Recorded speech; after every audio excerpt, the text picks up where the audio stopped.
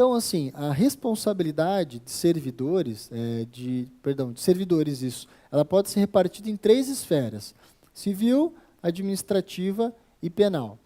Só que quando a gente fala em agentes políticos, há uma certa divisão. Aí pode ser repartido em 4, que é a civil, administrativa, política e penal.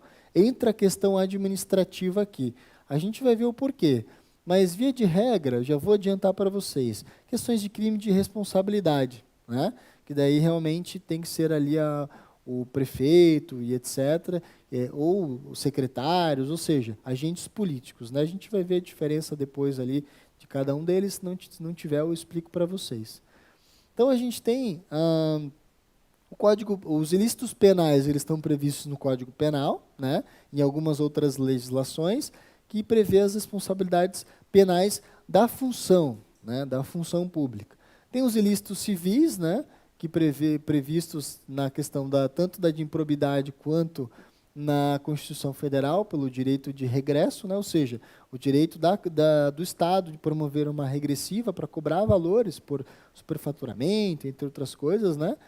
Os ilícitos políticos administrativos, né, onde entra a responsabilidade do prefeito, como eu falei para vocês, né, principalmente ali a questão de responsabilidade, né, que é tratada, e os ilícitos administrativos, né, que é o do servidor, que daí geralmente está no próprio regimento interno, né, tem a previsão lá dos atos funcionais, o que ele pode, o que não pode fazer. Geralmente, quem tem mais contato com o RH aí acaba vendo isso mais na prática, sabe? Mas tem essa previsão lá também. Então, essas são as esses 4 tipos de responsabilidades, né?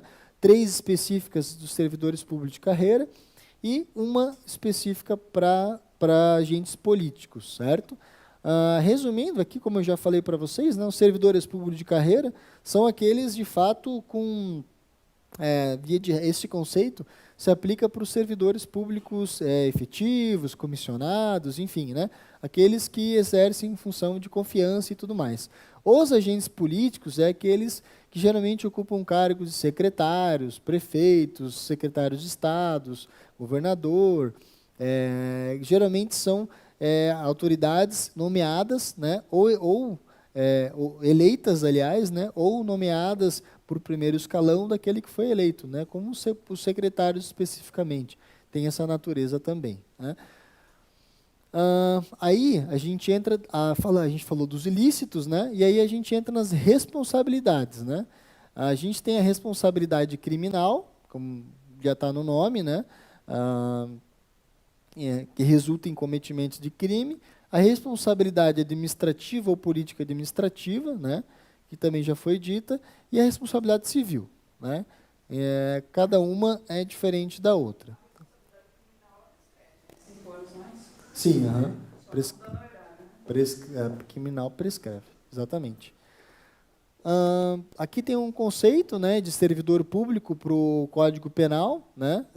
Para efeitos penais, o servidor público, o funcionário público, aliás, aquele que recebe transitoriamente ou sem remuneração, exerce cargo, emprego ou função pública, né? E equiparando também quem tem função em entidade paraestatal ou trabalha para a empresa prestadora de serviço contratada ou conveniada para execução da atividade típica da administração pública. Então, aqui entra a questão das concessões também, né? Para fins penais, né, em termos de concessões, pode-se considerar também como funcionário público.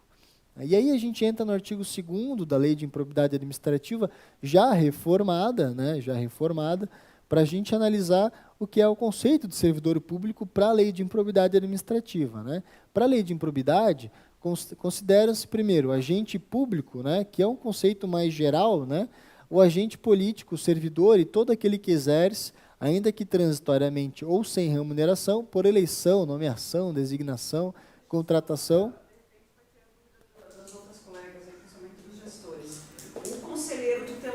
Ele é pago com um recurso público.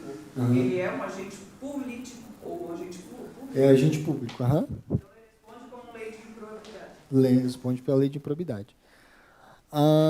Então, continuando, qualquer forma de investidura de vínculo, mandato... isso é importante começar por aí, né?